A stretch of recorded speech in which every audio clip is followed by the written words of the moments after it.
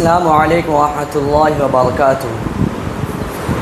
حامدا و مصلیا اما بعد، مشفق و مربی، اساتذہ کرام، معزز مہمانان اعزام اور میرے عزیز ساتھیوں، آج کا دن 26 جنوری ہمارے ملک بھارت کے لیے ایک عظیم دن ہے، کیونکہ یہ وہ دن ہے جب ہمارا آئین نافذ ہوا اور ہم نے ایک آزاد، خود مختار اور جمہوری قوم کے طور پر اپنی پہچان کو مضبوط کیا۔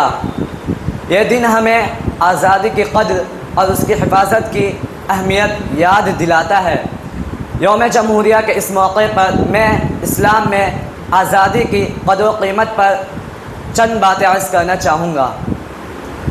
اسلام دین فطرت ہے اور آزادی کو ہر انسان کا فطری اور بنیادی حق قرار دیتا ہے۔ رسول اللہ صلی اللہ علیہ وسلم کی بعثت سے پہلے دنیا ظلم و غلامی کی زنجیروں میں جکڑی ہوئی تھی۔ لوگ دو طبقوں میں تقسیم تھے، ایک وہ جو تمام وسائل زندگی پر قابض تھے اور اپنے آپ کو پیدائشی حکمران سمجھتے تھے، اور دوسرا وہ جو ظلم و استبداد کا شکار تھے اور غلامی کی زندگی گزارنے پر مجبور تھے۔ ان حالات میں اسلام کا نور چمکا اور سرکار دو عالم صلی اللہ علیہ وسلم نے انسانیت کو آزادی کا حقیقی پیغام دیا۔ قرآن پاک میں اللہ تعالیٰ ارشاد فرماتا ہے، وَيَضَعُ عَنْهُمْ إِصْرَهُمْ وَالْأَغْلَالَ الَّتِي كَانَتْ عَلَيْهِمْ، اور رسول اللہ صلی اللہ علیہ وسلم ان کے بوجھ اور زنجیریں دور کرتے ہیں۔ اسلام کی آمد کمزوروں، مظلوموں اور غلاموں کے لیے خوشخبری تھی۔ رسول اللہ صلی اللہ علیہ وسلم نے مساوات کا اعلان کرتے ہوئے فرمایا، تمام انسان برابر ہے، کسی عربی کو عجمی پر اور کسی عجمی کو عربی پر کوئی فضیلت نہیں۔ اسلام نے جان، مال، عقیدے، فکر اور اجتماعی و انفرادی کی زندگی کو یقینی بنایا۔ قرآن پاک میں اللہ تعالیٰ ارشاد فرماتا ہے، ما قتل نفسا بغیر نفس او فساد فی الارض فکأنما قتل الناس جميعا ومن احیاها فکأنما احیا الناس جميعا۔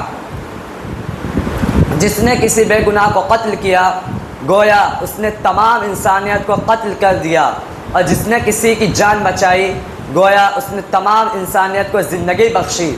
ساتھیوں، ہمارا آزاد اور جمہوری ملک ہمیں یہ یاد دلاتا ہے کہ آزادی کے ساتھ ذمہ داری بھی آتی ہے۔ اسلام کی تعلیمات ہمیں یہ بھی سکھاتی ہے کہ ہم اپنی آزادی کو دوسروں کے حقوق کی پامالی کا ذریعہ نہ بنائیں، بلکہ انصاف، محبت اور بھائی چارے کو فروغ دیں۔